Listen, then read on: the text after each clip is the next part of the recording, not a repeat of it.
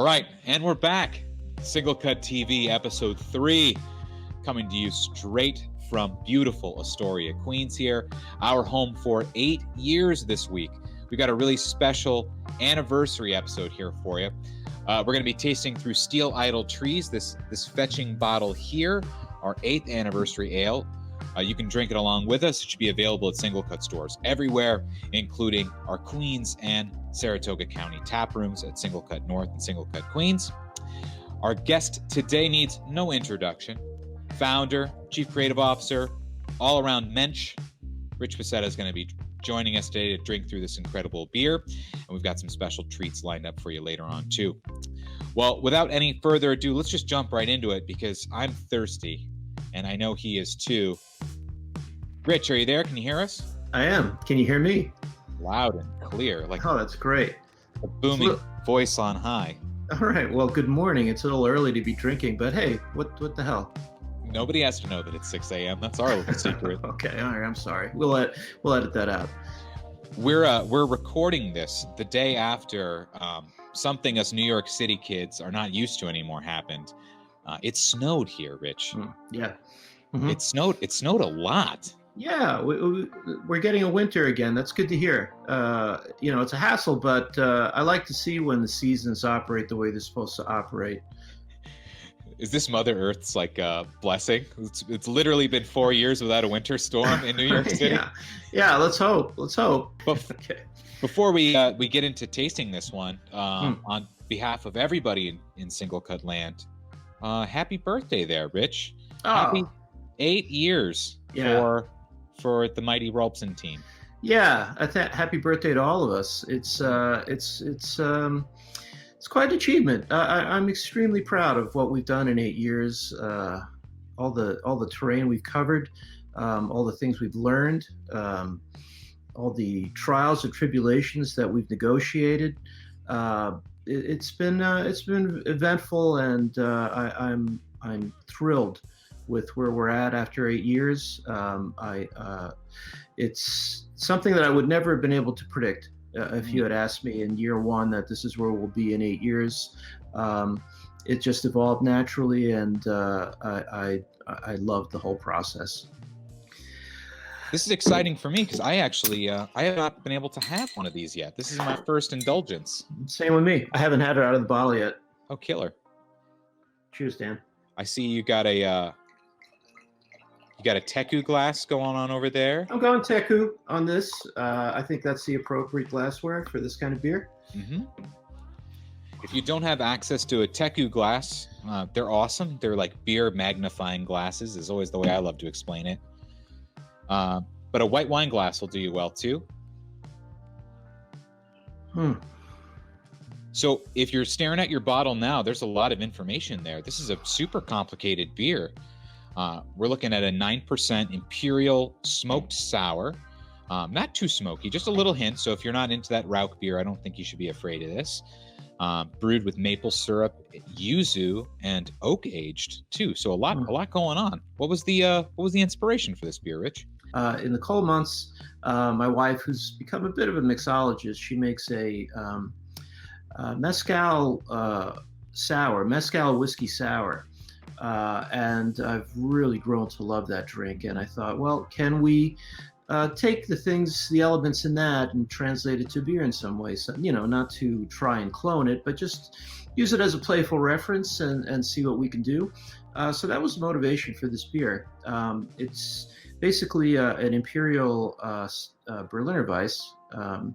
We mash sour and 9%. And we aged it on some oak, some charred oak. We added yuzu, as you said, and some maple syrup. So it smells great. I haven't tried it yet. I'm really enjoying the aroma.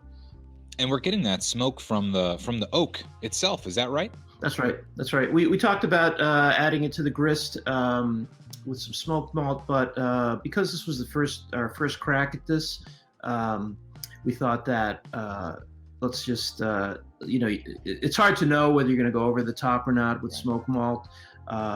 So we wanted it to be really subtle. So we thought let's do something where we can really control it, and we used spirals in one of our lagering tanks.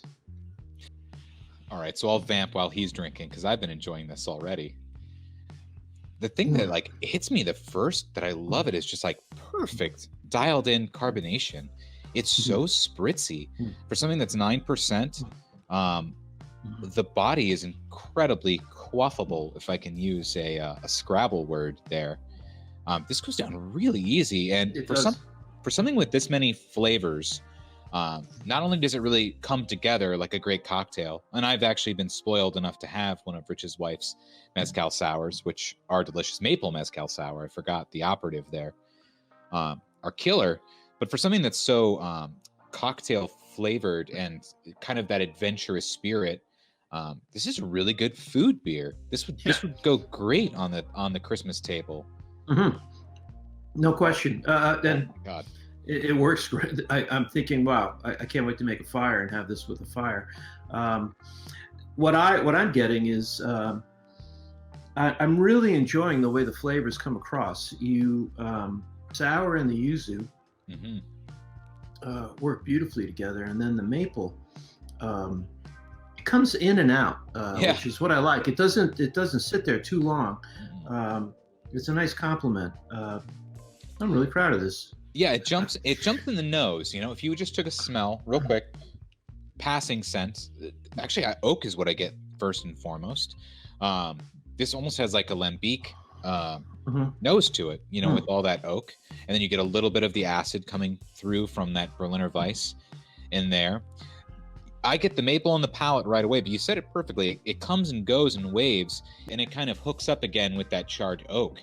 And it's really, really interesting the way that plays together, because on your first sip, you get them very explicitly as independent flavors. Yeah. The oak is very prevalent, which is really nice. It's a great base layer for all these little bit more wild flavors on top, and then to kind of have the maple and oak do an international handshake at the end there is awesome. It's a really nice linger on the palate. It is, and this is it's interesting because I think to myself, okay, like you touched on before, under what circumstances would I have a beer like this? And you could have it with a meal. I personally like my idea, for me, of maybe after a meal, sitting around a fire or something like this. This, or most people go to an imperial stout or something like that. I think you could substitute something like this for that. There's a little sweetness in there. Right. But what I like about it is that because you do sometimes, depending on the sip, you do close on the maple. But when you take the next sip, it's not the first thing you're hit with, so you don't get overwhelmed by maple. The first thing I get on the sip is the combination of sour and yuzu, and like you said, that bit of smoke, and then the maple comes in and rounds it out a bit. So if it was maple beginning to end, that would be a little harder. I think to want to drink a second glass of, but something like this, I could repeat a glass of this.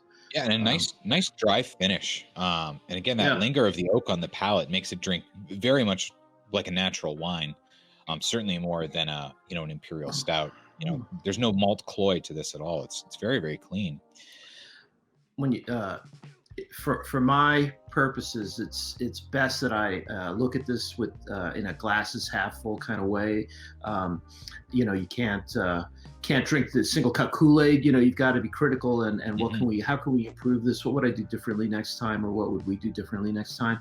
I'd have to think about it for this one. I gotta say, I'm pretty pleased with this. I don't know. Yeah, that's really been one of the defining features of single cut beer over the last 8 years. For those of you who are kind of new to the family, the motto of the company is "Mastery knows no shortcut." And that's really been a northern star kind of guiding us through those 8 years. But for sure, one of the ways it always manifests itself, and one of the things that I think makes single cut beer so continuously interesting is, Rich, even with our real bread and butter flagships like 18 Watt Softly Spoken, they're constantly evolving. They're constantly being tweaked and improved upon. There's no end in sight for quality. No. You can never gone are the days where you just cranked out the same recipe over and over. You're gonna fall behind if you do that. The game's been upped so much now, in a good way. I applaud all of it. That you just got to stay on your toes all the time, and you can't rest on your laurels ever. It's not a revolution; it's an evolution every time. So, I've toyed with the idea. I still have all the recipes. I still have all the original recipes for Dean and 18 Watt. And it'd be fun to revisit the original recipe on some of these beers, because it'd be quite different now. I mean, it's nothing that anybody noticed because, like I said, we took it gradually each time. But to then compare A and B now from where it was, it'd be in some cases, pretty dramatic, I think. That's Rich, thanks so much. Thank you, Dan. That was great. We'll see you then. Well, thanks for everybody for joining in with us today. SingleCut TV episode 3. Just wanted to say a sincere and heartfelt thank you for all of you who have kept us going for 8 years, which is such a crazy thing to say out loud, man. From a 2-person mobbed up taproom operation on day 1 to 2 huge, beautiful breweries. And still the family is growing 8 years later. A complete and sincere, heartfelt thanks. It's you drinking all these beers that have kept us going and given us the ability to keep making them for you and keep experimenting and growing and playing great, great, great music. So no party this year, but just put it on your calendars for next year, because December 2021 is going to be weird and wonderful. It's going to be great. We're going to go crazy. So thanks again. Happy holidays for everybody. An amazing 2021. And it's all uphill from here. And that sounds like my Christmas presents are here. All right, we'll see you guys. Thanks again.